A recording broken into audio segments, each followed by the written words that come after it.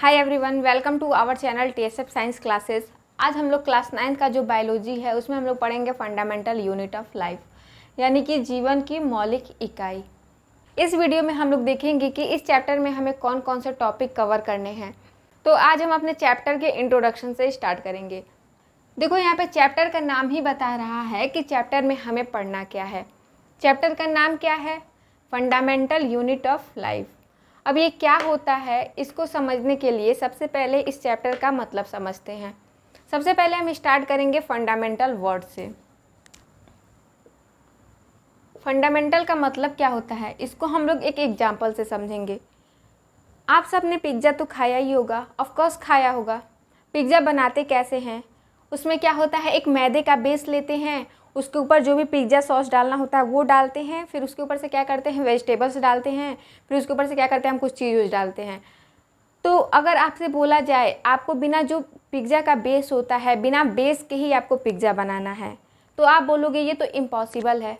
जब तक हमारे पास बेस नहीं होगा, हम उस जो सारी सामग्री उस पर डालते हैं वो कैसे डालेंगे।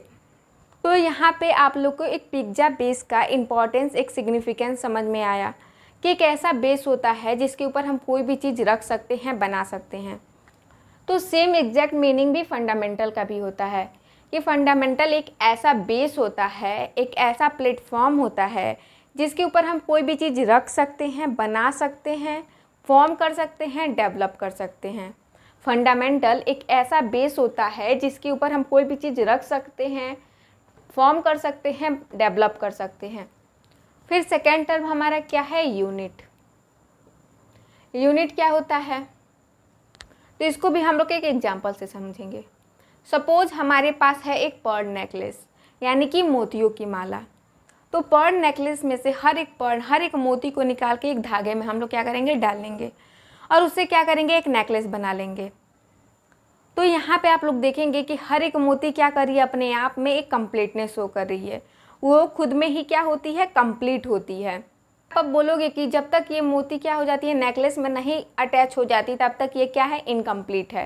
तो नहीं, हर एक मोती क्या होती है, अपने आप में ही कंप्लीट होती है, अपने शेप में, अपने कलर में, अपने हर एक चीज़ में क्या होती है, कंप्लीट होती है। तो सेम मीनिंग यूनिट का भी होता है। यूनिट जो होता है एक सिंगल चीज़ को डिनोट करता है जो खुद में ही क्या होता है, कंप्लीट होता है, और एक बड़े पार्ट का एक छोटा पार्ट होता है। यूनिट एक सिंगल चीज़ को डिनोट करती है जो खुद में ही क्या होती है, कंप्लीट होती है, और एक बड़े पार्ट का एक छोटा पार्ट होता है। फिर थर्ड टर्म हमारा क्या है? लाइफ। लाइफ यानी कि जीवन। तो मैंने क्या बताया, फंडामेंटल कि एक ऐसा बेस होता है, एक ऐसा प्लेटफॉर्म होता है जिसके ऊपर हम कोई भी चीज़ रख सकते हैं, बना सकते हैं, डेवलप कर सकते हैं। फिर यूनिट क्या बताया कि यूनिट है खुद में ही कंप्लीट होता है, और एक ये बड़े पार्ट का, एक बड़े चीज़ का छोटा फॉर्म होता है। लाइफ यानी कि जीवन। तो इन तीनों टर्म को हम एक साथ मिला के समझने की कोशिश करते हैं। इन तीनों टर्म को हम लोग एक साथ मिला के समझेंगे। तो फंडामेंटल का मतलब मैंने क्या बताया कि एक ऐसा बेस होता है जो खुद में ही कंप्लीट होता है, और एक बड़े पार्ट का एक छोटा पार्ट होता है, और इस पे ही क्या है, जीवन बनी हुई है। एक ऐसा बेस होता है जो खुद में ही कंप्लीट होता है, और एक बड़े पार्ट का छोटा पार्ट होता है जो इसके ऊपर ही क्या है, जीवन बनी हुई है। यानी कि इसी ने क्या किया है, जीवन बनाया है। तो अब ये चीज़ होती क्या है, तो इसे ही हम लोग क्या कहते हैं, सेल कहते हैं। सेल इज द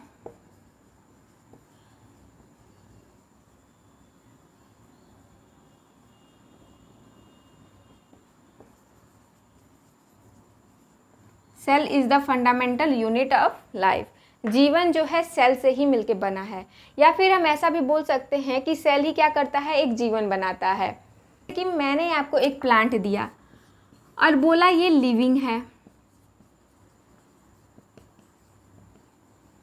मैंने आपको एक प्लांट दिया और बोला कि ये क्या है, लिविंग है। तो आप आंख बंद करके भी कह सकते हैं कि हाँ, ये चीज़ जो है सेल से मिलके बनी है। मैंने आपको एक प्लांट दिया और बोला कि ये क्या है, लिविंग है, तो आप आंख बंद करके भी बता सकते हैं कि ये जो चीज़ है वो किससे मिलके बनी है, सेल से मिलके बनी है। दुनिया में कोई भी छोटा से छोटा ऑर्गेनिज्म या बड़ा से बड़ा ऑर्गेनिज्म, जैसे कि हमारा एलिफेंट हो गया, वेल हो गया, शार्क हो गया, इंक्लूडिंग ह्यूमन भी किससे मिलके बनी होती है?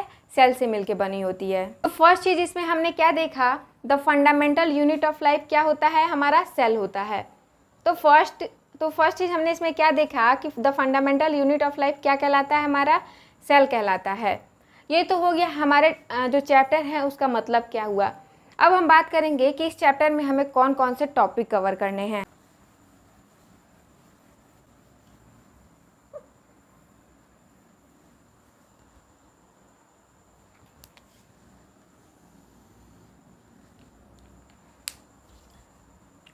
तो सबसे पहले इसमें हम लोग देखेंगे डेफिनेशन ऑफ सेल। सबसे पहले हम लोग क्या देखेंगे? Definition of cell. सेल क्या होती है? हमारी एनसीईआरटी जो है वो क्या बताती है सेल के बारे में। फिर अगले पार्ट में, नेक्स्ट पार्ट में हम लोग क्या देखेंगे? Discovery of cell. First part में हम लोग क्या देखेंगे? डेफिनेशन ऑफ सेल, सेल क्या होता है, हमारी एनसीईआरटी क्या बोलती है सेल के बारे में। फिर सेकेंड पार्ट में देखेंगे हम लोग डिस्कवरी ऑफ सेल। अब किसने बताया कि सेल क्या होता है, सेल की क्या इंपॉर्टेंस होती है, उसकी क्या सिग्निफिकेंस होती है, सेल को किसने डिस्कवर किया था और ये टर्म कहाँ से आया था, ये सारी चीज़ें हम लोग पढ़ेंगे डिस्कवरी ऑफ सेल में। फिर नेक्स्ट पार्ट में हम लोग पढ़ेंगे parts of cell. Next part में हम लोग क्या पढ़ेंगे? Parts of cell. सेल के कौन कौन से पार्ट्स होते हैं, सेल के कौन कौन से पार्ट्स होते हैं। तो सेल जो होते हैं, सेल के कितने पार्ट्स होते हैं? 5 पार्ट्स होते हैं। कौन कौन से? एक होता है हमारा सेल वॉल, सेकेंड होता है सेल मेम्ब्रेन,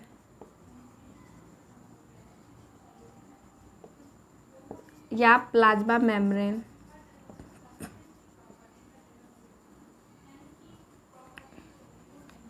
फर्स्ट क्या होता है हमारा? Cell wall.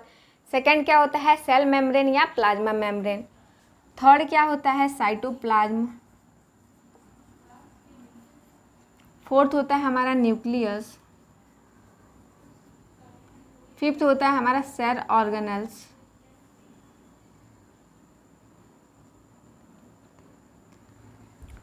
सेल के कौन कौन से पार्ट्स होते हैं? फर्स्ट हमारा क्या होता है? Cell wall. सेकेंड क्या होता है? सेल मेम्ब्रेन या प्लाज्मा मेम्ब्रेन। थर्ड क्या होता है? साइटोप्लाज्म। फोर्थ क्या होता है? न्यूक्लियस। और लास्ट क्या होता है हमारा? Cell organelles.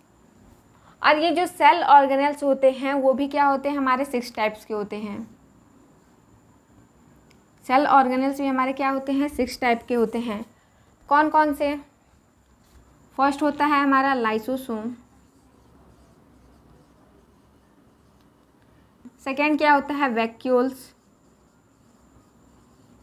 थर्ड क्या होता है? प्लास्टिड्स।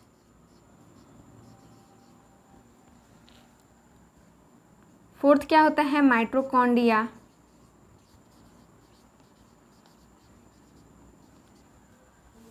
फिफ्थ क्या होता है? Golgi apparatus. और सिक्स लास्ट हमारा क्या होता है? Endoplasmic reticulum. सेल के कौन कौन से पार्ट्स होते हैं? सेल वॉल, सेल मेम्ब्रेन या प्लाज्मा मेम्ब्रेन, साइटोप्लाज्म, न्यूक्लियस और सेल ऑर्गेनेल्स। और सेल ऑर्गेनेल्स जो होते हैं वो 6 टाइप्स के होते हैं। कौन कौन से? Lysosome, vacuoles, plastids, mitochondria, Golgi apparatus और एंडोप्लाज्मिक रेटिकुलम। के बाद से हम लोग बात करेंगे, हमारा इस चैप्टर का लास्ट टॉपिक क्या है? Which is cell division.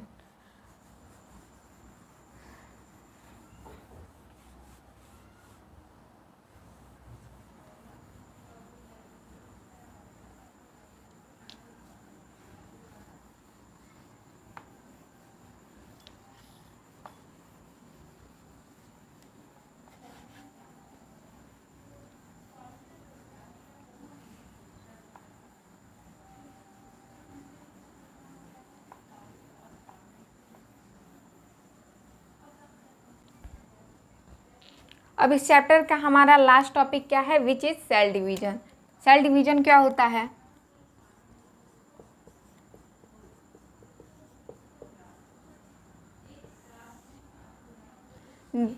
तो देखो, मैंने आपको बताया कि जितने भी लिविंग ऑर्गेनिज्म होते हैं वो किससे मिलके बने होते हैं, सेल से मिलके बने होते हैं। पूछोगे कि एक ही सेल जो होता है इतने बड़े बड़े एनिमल्स को बनाता है? ऐसे ऑर्गेनिज्म होते हैं जो केवल एक ही सेल से मिलके बने होते हैं, लेकिन कुछ ऐसे ऑर्गेनिज्म भी होते हैं जो बहुत सारे सेल से मिलके बने होते हैं, यानी कि नंबर ऑफ सेल से मिलके बने होते हैं। या फिर मैं बोलूँ मिलियन या बिलियंस ऑफ सेल मिलके क्या करती हैं, एक लार्ज लिविंग ऑर्गेनिज्म बनाते हैं। कैसे बनाते हैं? तो इनमें क्या होता है, सेल डिवीजन होता है। कैसे होता है? तो एक एग्जांपल से समझेंगे। सपोज मेरे पास एक क्या है, चॉकलेट बार है। मेरे पास एक क्या है, चॉकलेट बार है, और इस चॉकलेट बार को मैंने हाफ में डिवाइड कर दिया। तो अब मेरे पास कितने चॉकलेट बार आ गए, 2 चॉकलेट बार आ गए। और फिर इन 2 चॉकलेट बार को मैंने क्या किया, हाफ हाफ में डिवाइड किया, तो मेरे पास क्या हो गए, 4 चॉकलेट बार आ गए। तो इसी तरह जो सेल होते हैं वो भी क्या करते हैं, डिवीजन शो करते हैं और नंबर में इंक्रीज होते जाते हैं। वो कैसे होता है? तो 2 तरीके से होता है। एक होता है हमारा माइटोसिस और सेकेंड होता है मियोसिस। तो ये हमारे कुछ मेजर टॉपिक्स थे जो हमें इस चैप्टर में कवर करने थे। तो मैंने आप लोगों को क्या बताया, फंडामेंटल का मतलब मैंने बताया कि फंडामेंटल का मतलब क्या होता है, एक ऐसा बेस होता है, एक ऐसा प्लेटफॉर्म होता है जिसके ऊपर हम कोई भी चीज़ रख सकते हैं, बना सकते हैं, फॉर्म कर सकते हैं, डेवलप कर सकते हैं। फिर सेकेंड टर्म मैंने क्या बताया, यूनिट आपको। यूनिट क्या होती है, एक सिंगल चीज़ को डिनोट करती है जो खुद में ही क्या होती है, कंप्लीट होती है, और एक बड़े पार्ट का छोटा पार्ट होता है। और लाइफ क्या बताया, या लाइफ यानी कि जीवन। फिर इन तीनों टर्म को मिला के हमने क्या समझा कि एक ऐसा बेस होता है जो क्या होता है, खुद में कंप्लीट होता है, और एक बड़े पार्ट का छोटा पार्ट होता है जिसके ऊपर ही क्या है, लाइफ बनी हुई है। और इस चीज़ को हम लोग क्या कहते हैं, सेल कहते हैं। सेल क्या होता है, जितने भी लिविंग ऑर्गेनिज्म होते हैं वो किससे मिलके बने होते हैं, सेल से ही मिलके बने होते हैं। इसके बाद से हमने देखा कि हमें कौन कौन से टॉपिक कवर करने हैं। तो फर्स्ट हमने देखा डेफिनेशन ऑफ सेल। सेल क्या होता है, एनसीईआरटी क्या बोलती है हमारे सेल के बारे में। इसके बाद से हमने देखा डिस्कवरी ऑफ सेल, सेल की खोज किसने की थी, ये टर्म कहाँ से आया था, वो सब हम पढ़ेंगे सेकेंड पार्ट में अपने डिस्कवरी ऑफ सेल में। इसके बाद से मैंने आप लोग को बताया था पार्ट्स ऑफ सेल के बारे में। पार्ट्स ऑफ सेल कौन कौन से होते हैं? तो पार्ट्स ऑफ सेल हमारे 5 होते हैं। कौन कौन से? फर्स्ट मैंने आपको क्या बताया था, सेल वाल। सेकेंड क्या बताया था, सेल मेम्ब्रेन या प्लाज्मा मेम्ब्रेन। थर्ड हमारा क्या होगा, cytoplasm. Fourth nucleus. And last क्या होगा हमारा, सेल ऑर्गेनेल्स। और सेल ऑर्गेनेल्स क्या होते हैं, ये भी क्या होते हैं, 6 टाइप्स के होते हैं। कौन कौन से? पहला क्या होता है, लाइसोसोम। सेकेंड क्या होता है, वैक्यूल्स। थर्ड क्या होता है, प्लास्टिस। फिर फोर्थ क्या होता है, माइटोकॉन्ड्रिया। फिर फिफ्थ क्या होता है, गोल्जी एपरेटस। फिर लास्ट हमारा क्या होता है, एंडोप्लाज्मिक रेटिकुलम। फिर इसके बाद से हमारा लास्ट टॉपिक क्या आता है, which is cell division. Cell division क्या होता है, ये 2 तरीके से होता है। एक होता है हमारा माइटोसिस और एक होता है मियोसिस। सेल डिवीजन को हमने एक एग्जांपल से समझा, कैसे कि एक हमारे पास चॉकलेट बार है, उसको हमने 2 हाफ में डिवाइड किया तो हमारे पास 2 चॉकलेट बार आ गए। फिर ये 2 चॉकलेट को हमने हाफ हाफ में डिवाइड किया तो हम लोग के पास 4 चॉकलेट बार आ गए। इसी तरह से सेल भी क्या करता है, डिवीजन शो करता है। और ये 2 तरीके से होता है, एक माइटोसिस होता है, एक मियोसिस होता है। तो ये कुछ हमारे मेजर टॉपिक्स थे जो हमें इस चैप्टर में कंप्लीट करने हैं। तो आज के लिए बस इतना ही। नेक्स्ट वीडियो में हम लोग बात करेंगे डेफिनेशन ऑफ सेल की, सेल क्या होता है और एनसीईआरटी क्या बताती है सेल के बारे में।